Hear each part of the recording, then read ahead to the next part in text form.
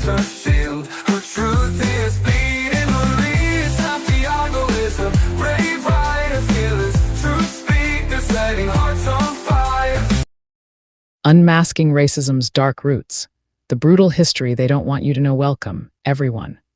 Today, we're diving deep into some hard truths about our world's history, truths that shape everything from the streets we walk to the systems that still hold us back. I'm talking about the origins of racism, the raw story of colonization, the nightmare of slavery, and why some folks today twist the narrative to play the victim. This isn't just history, it's the foundation of where we are now, and understanding it is key to building a better future. I'll break it all down step by step, using simple words, real facts, and no sugarcoating. Let's get into it, because knowledge like this empowers us all. First off, let's tackle the big question. How did racism even start? Look, racism as we know it today, with all its ugly ideas about skin color determining who's superior or inferior, didn't just pop up out of nowhere in ancient times. Back in the old days, people were definitely divided. They stuck to their tribes, feared outsiders, and built hierarchies based on where you came from or what gods you worshipped. But it wasn't about biology or race in the way we think of it now. That modern version, it was invented, plain and simple, between the 1400s and 1700s. And why? It all boiled down to money and power. Picture this. Europeans were sailing out, discovering new lands in Africa and the Americas, and they saw massive opportunities for wealth. But to make that happen, they needed workers, lots of them, cheap or even free. They also needed a way to justify the horrible things they were doing, like stealing land, killing people, and treating others like animals. Without some kind of excuse, their own consciences might rebel, or the whole setup could fall apart from uprisings. So they crafted this twisted system of racial hierarchy. They declared white people, meaning folks from Europe, as the top dogs, smart, civilized, even chosen by God. Everyone else, labeled as lesser, almost not fully human, and fair game for exploitation. They didn't stop at just saying it. They backed it up with laws, fake science, and even twisted religious teachings to make it stick. Scientists of the time cooked up bogus theories about skull shapes or bloodlines to prove these differences. Churches preached that it was divine will. It was all a tool to keep the machine running, exploiting people for profit without feeling bad about it. Racism wasn't born from natural hate, it was engineered to serve greed. And once it took hold, it spread like wildfire, embedding itself into societies worldwide. Understanding this helps us see that racism isn't inevitable, it's a choice, one we can dismantle if we face it head on. Now, shifting gears to who exactly were the colonizers. When we talk about the folks who swooped in and took over the Americas, it's mainly the big European powers calling the shots. Spain kicked things off big time with explorers like Christopher Columbus in 1492, claiming vast territories from the Caribbean to South America. Portugal wasn't far behind, grabbing chunks of Brazil and parts of Africa. Then came Britain, England at first, snatching up the east coast of North America, places like Jamestown and Plymouth. France jumped in too, controlling areas from Canada down to Louisiana. And don't forget the Netherlands, who set up shop in New York back when it was New Amsterdam, and other spots. But it wasn't just the governments. Waves of settlers followed, mostly from Europe. English, Irish, Scottish, German, Dutch folks looking for a fresh start. They built communities, farms, and cities on land that wasn't theirs. Colonization wasn't some peaceful migration. It was a calculated takeover. It involved straight-up theft of indigenous lands, pushing native peoples off their homes through treaties that were broken as soon as they were signed, or outright wars. Genocide was part of it too. Millions of indigenous people died from diseases brought by Europeans, deliberate massacres, and forced marches like the Trail of Tears later on. Forced labor came next, where survivors were made to work the mines or fields until they dropped. Cultural erasure was another weapon. They banned languages, destroyed sacred sites, and forced conversions to Christianity. This wasn't a mistake or an accident. It was official policy from kings and queens back in Europe, all to extract gold, silver, sugar, tobacco, and other riches. The colonizers built empires on the backs of the oppressed, and the wealth from that still echoes in today's inequalities. By explaining it this way, I hope you see how colonization wasn't just exploration. It was invasion, pure and simple, and its scars run deep. Moving on to one of the darkest chapters. How did slavery happen? Slavery isn't new to human history. Ancient civilizations like the Egyptians, Greeks, and Romans had it, often from wars or debts. But the transatlantic slave trade. That was a whole new level of cruelty, turning people into lifelong property based on race. Let's walk through how it unfolded, step by step, so you can grasp the horror. It started with the colonizers arriving in the Americas. They first tried enslaving the indigenous populations, the native folks already there. But many died quickly from overwork, new diseases, or resistance fights.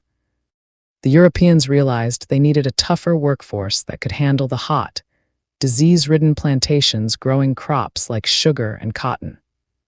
Meanwhile, in Africa, kingdoms had their own systems of slavery from tribal wars.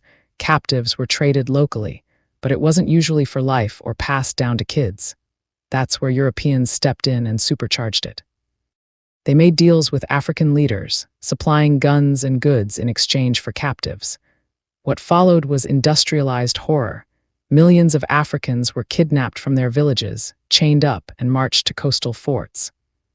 From there, they were crammed onto ships for the Middle Passage, a brutal ocean crossing where disease, starvation, and suicide claimed countless lives. Survivors landed in the Americas and were auctioned off like cattle, what made this slavery unique. It was racialized, only Black Africans were targeted en masse. It was hereditary, meaning if your mom was enslaved, you were too from birth. And it was permanent, no way out, no rights, no humanity under the law. Codes like the Barbados Slave Code of 1661 spelled it out.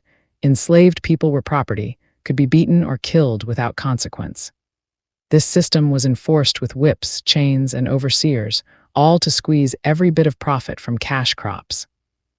It lasted over 400 years, building fortunes for white families while destroying Black ones. By breaking it down like this, you can see slavery wasn't just unfortunate. It was a deliberate, profit-driven machine of dehumanization that still affects generations today. Here's a tough one. Were whites victims on American soil, or were they the oppressors?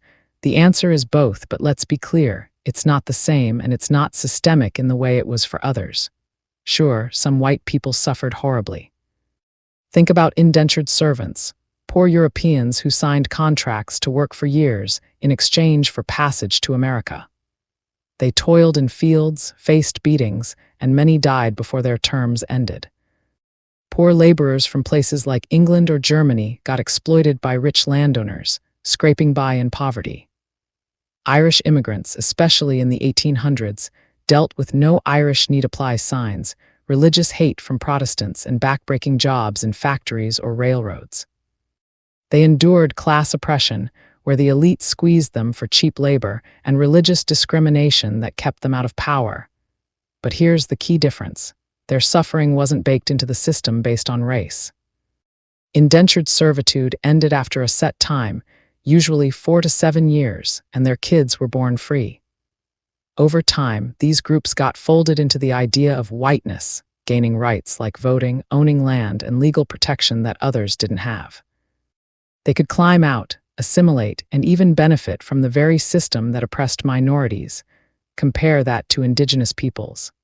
Their lands were stolen, cultures wiped out, and populations decimated through policies like reservations or forced assimilation schools.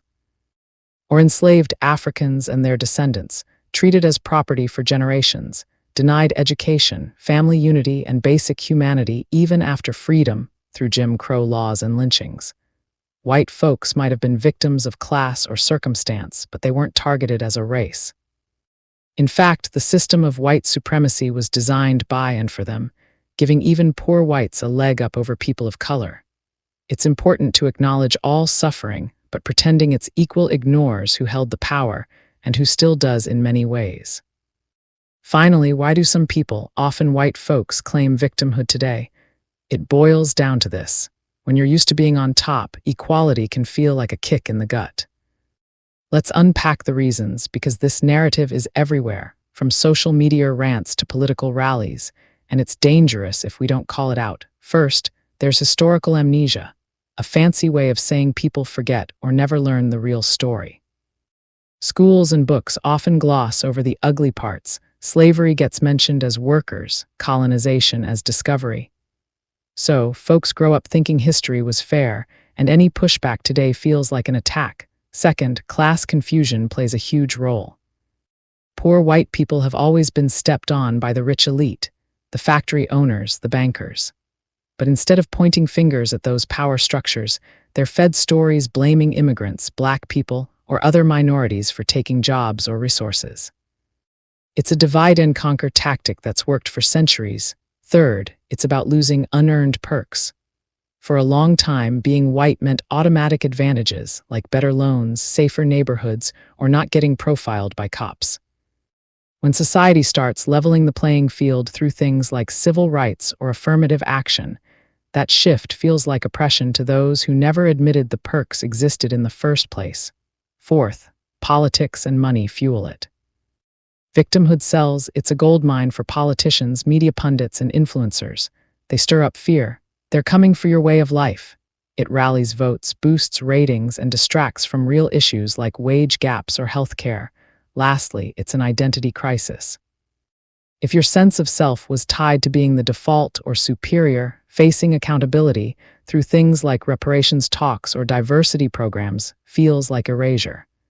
But it's not persecution. It's just fairness catching up. Wrapping this all up with a reality check, racism was built on purpose, not some natural instinct. Colonization was a violent grab for power, not adventure. Slavery was twisted into a racial, lifelong curse by design. White suffering happened, but white supremacy ran the show.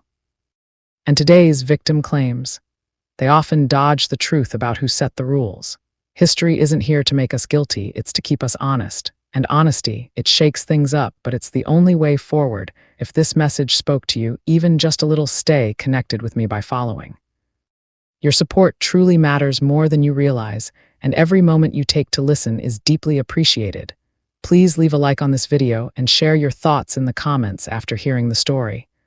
Follow and subscribe so you never miss what comes next. Your support keeps the space alive.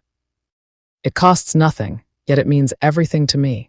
Showing love through engagement helps me continue creating, speaking truth, and showing up consistently. I appreciate each and every one of you. Thank you for listening, for supporting, and for standing with me. Crowning Thoughts, True Speaker, Copyright 2025 by Santiago D.C. Maria, licensed under Creative Commons Attribution. I love you all. I appreciate every one of you, and I thank you for your time. Stay blessed.